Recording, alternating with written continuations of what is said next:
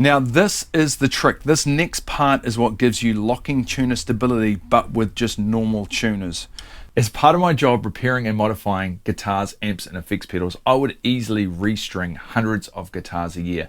Anytime I need to do a fret level or a setup, or anytime I'm doing electronic work or replacing pickups, I'll be most likely putting on a fresh set of strings. The importance of doing a good restring is something that I feel is quite overlooked, and that's just based on what I see coming into the workshop on pretty much a daily basis. It can cause so many problems if it is done incorrectly, and it's one of the main reasons why a lot of musicians have tuning instability problems, tuning issues, even mechanical noise problems. I mean, the list is super long. I want to show you how I restring a Strat, because a lot of musicians have a Strat or a Strat style guitar, and it is quite different from restringing something like a Les Paul. You might have a way that works really well for you, and that is awesome. I just want to show you guys how I restring based on my experience, because I get to restring a lot and I've refined it down to something that I'm really happy with.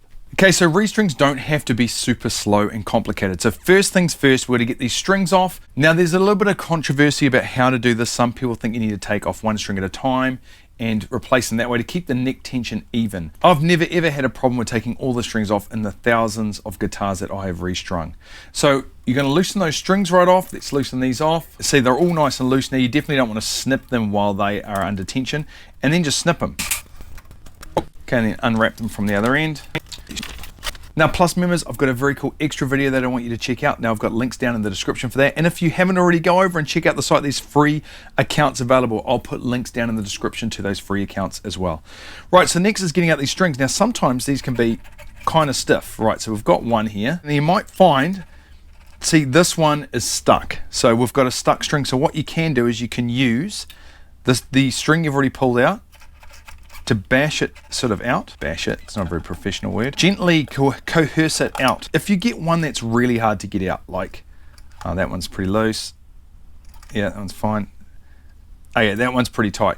If you get one that's super tight, you can use a small Allen key, just pop it in there and just give it a couple of taps with your hammer. Boosh, that one is done. I might do the next one as well, because that one's probably gonna be tight as well.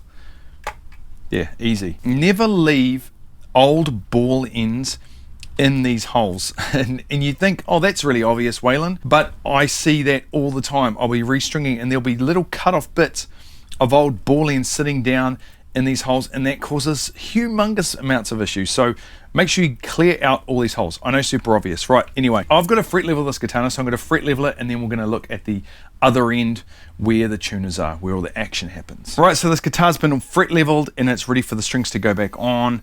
Firstly, put all your strings through and just give them a bit of a tug upwards, just to make sure those balls are actually seated properly in the bridge. Okay, now let's go down to the Rockstar end and get that sorted. First things first, grab your string, your first string. I normally start with the fat E, and give it a bit of a pull again up at that bridge. Thread it through your hole. Now this is the trick. This next part is what gives you locking tuner stability, but with just normal tuners.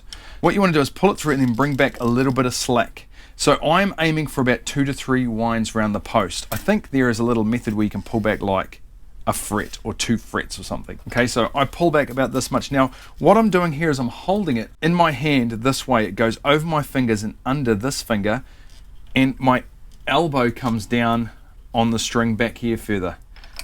So what I do is I add a quick sort of half wind, then I lift this part of the string up, kink it upwards, and this is when I apply quite a lot of tension here, over here and through here. I'm twisting my hand to create a lot of tension. I want to get it under that first, under this piece of string sticking out. You want to get it under there first. Keep that tension on, a lot of tension. Almost feels like the string's at pitch, and I use my finger to now get it under that first wrap. Now once you're under the first wrap, you want to sort of pull upwards, trying to pull the next wrap into that first one, if that makes sense. I'm going to pull this up a bit higher. Yeah, it's better. So this is, it feels like the string's almost at tension now, but you don't want it running through the nut. All you end up doing is destroying the nut. And there we go. That is great. Happy as with that. Now, the reason I prefer, now I've said this many times, I prefer really good quality normal tuners over locking tuners. Now, that doesn't mean I don't like locking tuners. I absolutely love locking tuners, but I just prefer normal ones because they give me a bit more control over things like string break angle, and if you do it in this way, you get the same stability, because locking tuners are just minimizing the amount of wraps around the post, and that is where the problem is. When you've got lots of wraps around the post, and if you put the string on really loose, you get a loose wrap, or parts of the wrap are loose, and then you can get like tuning instability issues where suddenly, you've probably been tuning before and then suddenly it goes flat, even though you've stretched those strings in.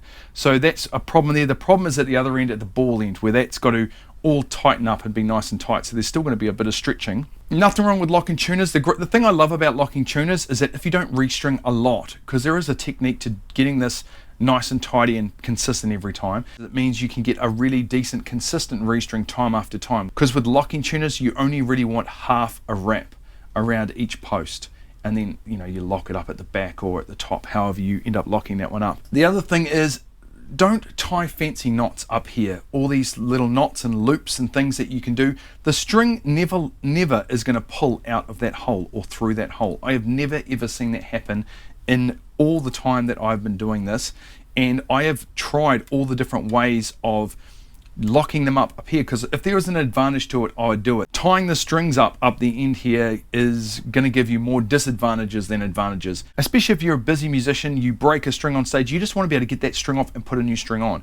And if you do it in this way, you do not get problems. Okay, so let's get the rest of these strings on now. Now with this one, I'm hopefully going to get a few extra wraps around, just to get that break angle down a little bit. This one only has a string tree for the B and E, so for this G, I want to get that string as low on the post as I can to get that break angle over there a lot steeper, because if you don't, you're going to get a buzzy G string, which sounds great, but it's not great. The other thing is using a string winder attached to a drill.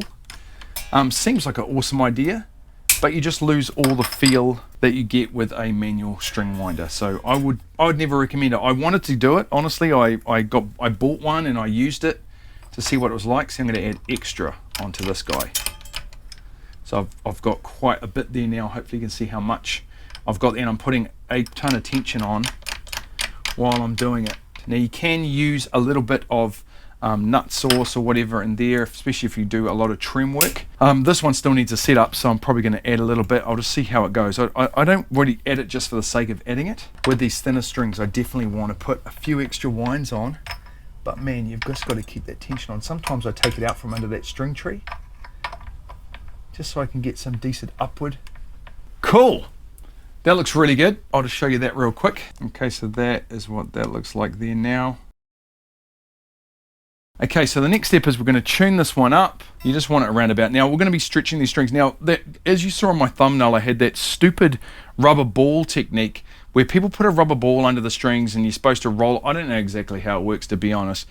And it stretches the strings. I think the ball's smaller, it's like one of those squash balls. The technique is very similar to that machine that stretches them. I mean, you're just pulling up with these three fingers and pushing down with this one here, like this. And I sort of go up the string. Sometimes I do it with my thumb like this. And this is absolutely essential. I remember a really great recording engineer one time, I was in the studio, and he told me this ruins the strings. You just play them. You shouldn't ever stretch your strings. It makes your strings not last very long. And that sort of goes to show you, and he was a really respectable guy, and a really great guy too, but it goes to show you how just sort of folklore can spread, and even the most experienced musicians and people and producers and whoever can get things like, wrong, really. Because that's just completely untrue. That you need to stretch your strings in, or else you're going to get instability issues.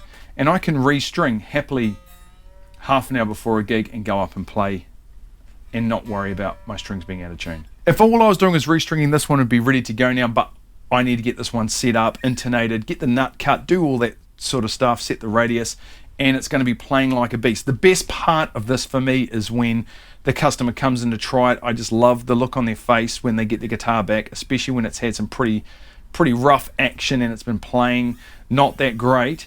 Their look on their face is just the awesomest part of the job. I hope that helps with your restrings if you've got a Strat and you've got any problems, but simple is generally the best way to go. You don't need to be complicated. You don't have to do crazy knots at the end. Okay guys, hope you have a great week, and we'll catch you in the next video.